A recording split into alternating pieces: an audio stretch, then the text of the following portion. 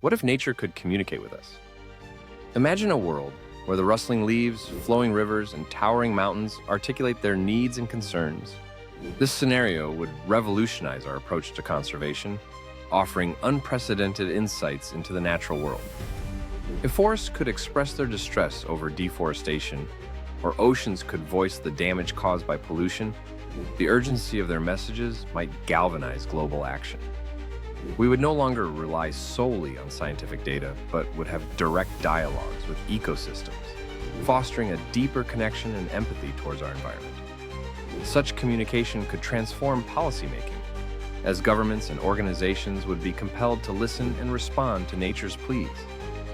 This change might also inspire individuals to adopt more sustainable practices. Their actions have a direct impact on the voices of the earth.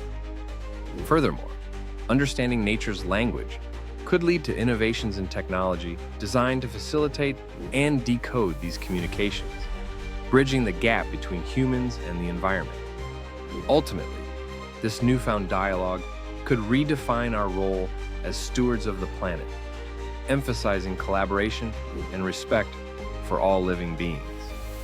The implications are vast, offering a glimpse into a harmonious coexistence with the natural world.